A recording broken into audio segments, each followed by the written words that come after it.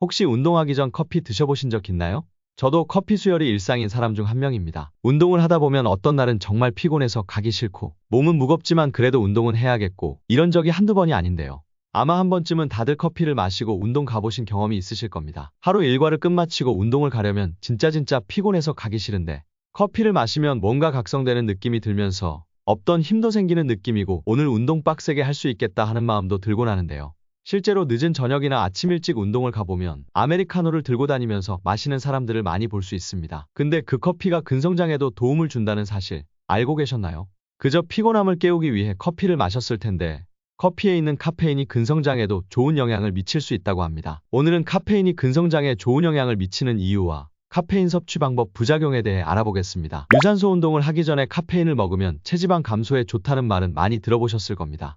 근데 근육 성장에 도움이 된다니? 라는 생각을 하실 수도 있는데요. 저도 처음에는 잠 깨려고 카페인을 먹어서 몸을 강제로 깨워 운동을 열심히 할 수 있는 상황을 만들었는데요.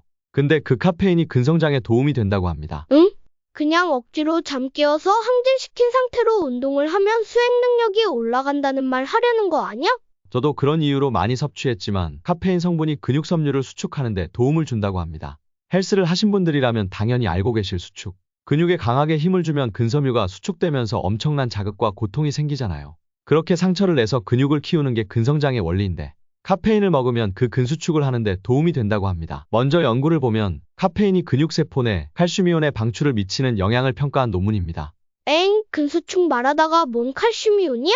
딴소리 하네? 그렇게 생각하실 수 있습니다. 근데 그 칼슘이온이 방출되어야 근육 수축을 더 잘 유도할 수 있다고 하는데요. 실제로 인간의 골격근 섬유를 사용하여 연구를 진행하였습니다. 카페인을 다양한 농도로 처리하여 근육 수축력을 측정하였는데, 연구 결과 카페인이 근육세포의 소포체, 즉 칼슘의 저장고라고 불리는 소포체에서 칼슘이온의 방출을 촉진하는 것으로 나타났습니다. 칼슘이 방출되면 강한 근육 수축을 일으키는 데 좋고 더 강한 수축력을 발휘할 수 있게 됩니다. 그럼 칼슘은 근육 성장에 안 좋다는 거야? 칼슘 안 먹고 카페인 먹고 운동하면 좋은 거 아니야? 칼슘은 근성장에 있어서 매우 중요한 성분입니다. 카페인이 칼슘이온의 방출을 촉진한다고 해서 칼슘이 근육 성장에 나쁜 성분이라는 것은 전혀 아닙니다.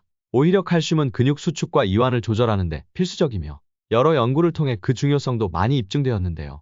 하지만 우리가 운동할 때 근육 수축을 잘 해줘야 해당 운동 부위에 혈류가 잘 모이면서 펌핑도 잘 되고 운동도 잘 되는 느낌을 받습니다. 그래서 카페인을 먹으면 수축 운동을 했을 때 칼슘이온의 방출을 촉진하여 일시적으로 근육 수축력을 증가시킵니다.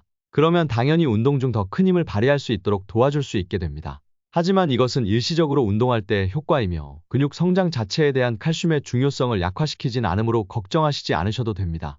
다음은 카페인을 어떻게 먹어야 근성장에 더 좋을지와 부작용에 대해 말씀드리겠습니다. 먼저 카페인은 운동 가기 전 30분에서 60분 전에는 꼭 섭취를 해주셔야 합니다.